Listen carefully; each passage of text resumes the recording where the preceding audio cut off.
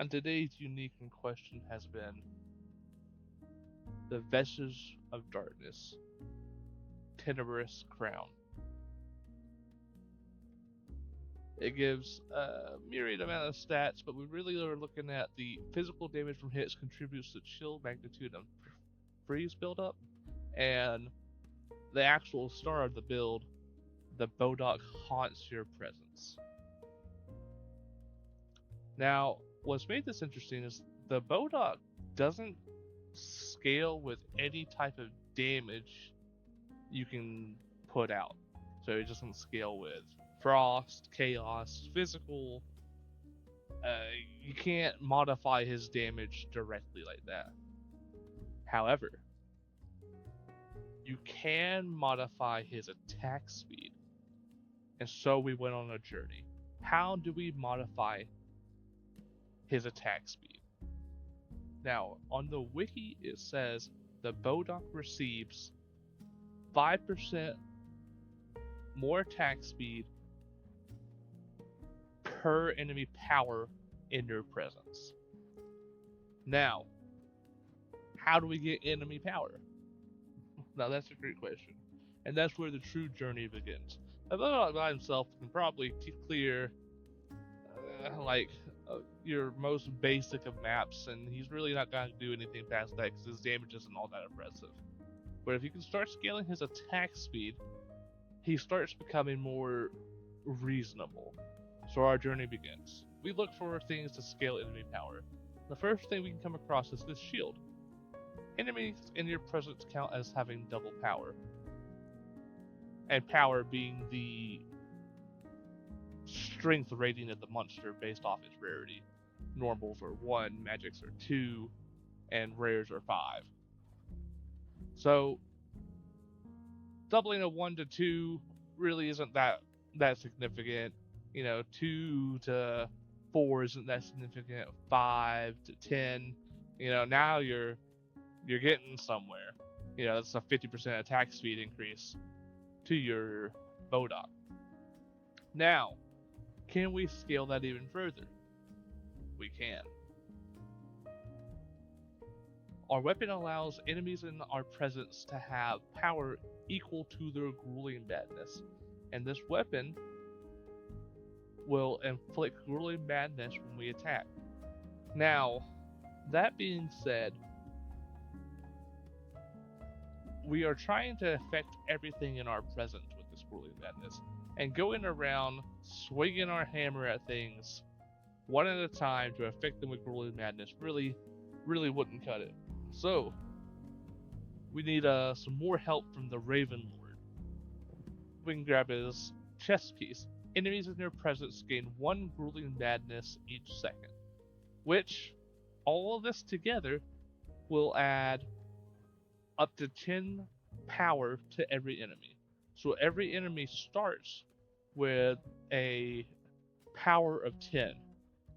Or sorry, normals will start with a power of 10 and then get doubled to 20, which is as much as a unique monster.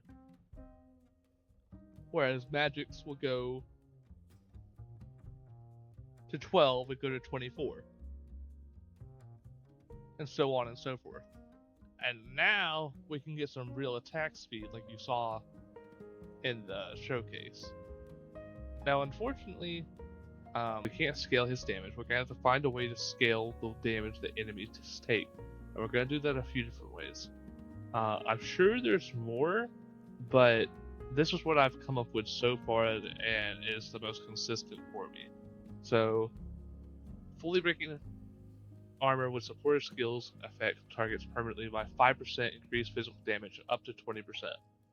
So we can use the Oryx smelting, and we're going to remove the broken armor to reapply it with our bird here.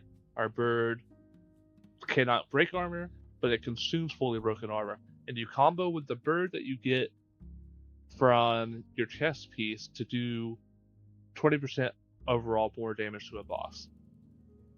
We're going to be using attrition so that we not only have Culling Strike against rare and unique enemies that have been in your presence for 31 seconds, that doesn't normally happen unless it's a boss, but we deal 1% more hit damage to rare and unique enemies for every 2 seconds they've been in your presence, up to 58. So if you do run into those things that take a while to kill, you will eventually do a lot more damage to them. We're using Herald of Ice to increase our AoE, and we're using Fortifying Cry to gain Rage, apply Exposure, and grab the Guard buff. Now, granted, the Guard buff really doesn't end up being that much, but, we take what we can get. Our maximum life isn't really that high, but we need all the tankiness we can get because our defenses are basically non-existent with this many uniques on.